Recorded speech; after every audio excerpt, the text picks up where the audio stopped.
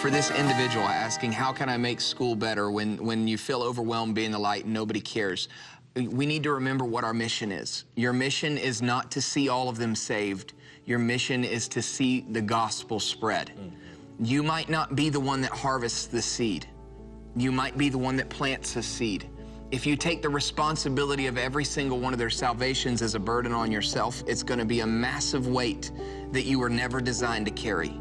You were designed to plant a seed in some. You were designed to water the seed in others. You were designed to fertilize the seed in some, and you were designed to harvest in others.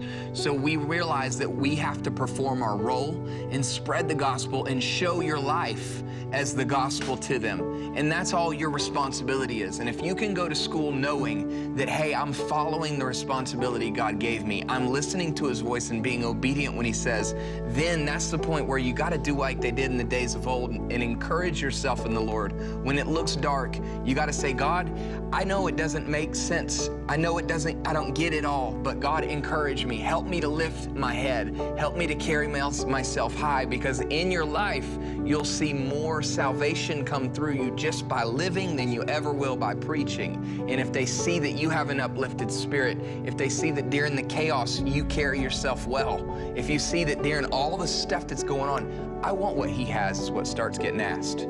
And if you can live your life and realize that your responsibility is to spread the gospel, not to get every single individual saved yourself, you'll carry a weight that's much more bearable. You'll understand that that's your responsibility, not everything. Amen. St. Francis of Assisi, he said, show others that you love them, and if you have to, use words.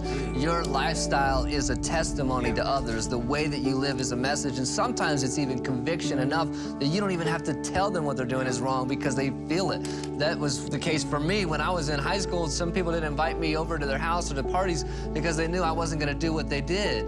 And I even had one guy that came up to my dad. My dad's a pastor as well, and he was doing a funeral, and he said, this is 5 years, 6 years after I graduated. He said, your son ministered to me every day at lunch and was my friend, and he said he walked the talk, and he said it wasn't until I was in college that I fell into some things and my life got out of control. And he said, I remembered what he told me and gave my life to Jesus.